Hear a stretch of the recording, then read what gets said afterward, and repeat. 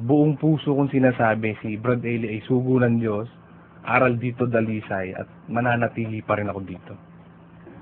Sa ngayon, na nagbibigay sa akin ng tulong si Brad Eli. Ano nakaraan, binigyan niya ako ng pera para panggamot. Wala naman ako ibang nilalapitan. Napakabait ni Brad Eli.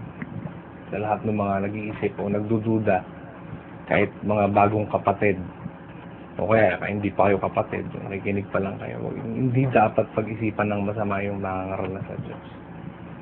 At hindi dapat labanan. Mali yun. Ano ang masasabi mo sa doktrina ng samaang ito ni Brother Eli Soriano kumpara dyan naman sa Iglesia ni Cristo ng Ginoong Manalo? Malayo po. Malayo. Kasi dito tunay na aral. Pagmamahal sa kapwa. Ang unang tinuturo.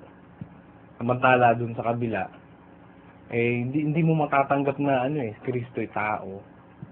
Mas mapapanood mo yung mga nagsasalta dun ayaw lumuhod sa Diyos.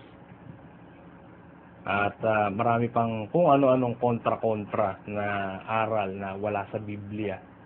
Yun ang maririnig mo sa kanila. Samantalang dito, pag si Brad Eli nagsalita, maliliwanagan ka, makikita mo yung linaw ng aral na tinuturo ng Panginoong Hesukristo.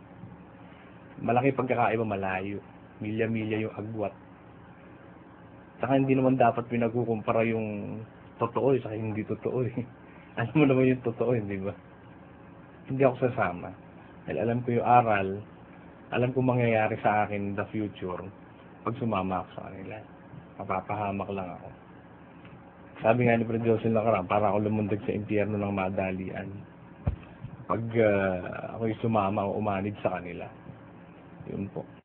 Doon naman sa nabanggit mo, Brad Daniel, na problema mo dito sa samahan, yun naman inaamin mo na talagang meron kang nagawang pagkakamali. Meron. May nagawa talaga akong pagkakamali. Kasi nga, Brother Daniel, yung mga nagsalita na nung sila makipag-usap kay Brother Eli, ang bilang umabot ng mga 14, yung mga merong reklamo na nagkaroon ka ng problema sa kanila.